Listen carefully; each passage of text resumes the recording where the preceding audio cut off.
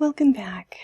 We will be continuing in 3.4 where we're talking about quadratic functions in intercept form. Let's look at problem 3 in the lecture notes. Graph the parabola f of x equals negative x, parentheses x plus 6, by first finding the x-intercepts, y-intercept, axis of symmetry, and the vertex. So let's go through and find these things and then we'll be able to graph it. So x-intercepts, we need to let that y equal 0. So we'll put 0 equals negative x times x plus 6, and then we'll set each factor equal to 0. So I've got negative x equals 0 and x plus 6 equals 0. On this one I need to divide by a negative 1, but if I divide 0 by a negative 1, I just get 0 back, so x equals 0. On this one I can subtract the 6 over and get x equals negative 6. So my 2 points that are my x-intercepts are going to be 0, 0 and negative 6, 0. All right, remember our y, we let our y be 0 and then solved for our x's. Okay, so that's 2 points on our graph. Let's now go and find the y-intercept. So with the y-intercept, we are going to let x equal 0 and solve for y. So this time I'll have y equals negative, and then in parentheses I'll put in 0 in place of my x, and then times 0 plus 6.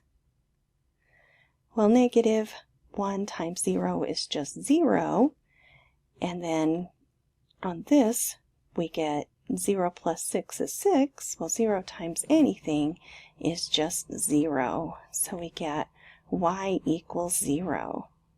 But again, remember we want to write that as an ordered pair. So when our y is 0, we also put zeros in place of our x's. So we get 0, 0 for our y-intercept, but also one of our x-intercepts is 0, 0. Let's go and find our axis or our line of symmetry. Remember that is going to be halfway in between our two x-intercepts. So if we find the average of these x's, so when x is 0, and x is negative 6, so 0 plus negative 6. And then to find the average of two things, we add them together and divide by 2. So here I get x equals negative 6 over 2. So when we simplify that, x equals negative 3.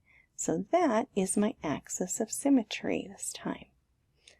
Okay, now I can use that x in my axis of symmetry because that is going to be my x-coordinate of my vertex. All right, so I'll put negative 3 here for my x, and then I need to find my y. So I want to figure out when x is negative 3, what is y? So I'll use my equation and put that in. So y equals, now be careful here because we've got a negative, and then I'm putting negative 3 in place of my x. So be careful with those negatives. Then times, in place of my x, I'll put negative 3 plus 6. Okay, so on this one, a negative times a negative gives me a positive 3. And then negative 3 plus 6 is a positive 3. So when I multiply those together, 3 times 3 gives me 9. And so that means my vertex is negative 3, 9. All right, now let's take these points that we found and let's graph them on the grid.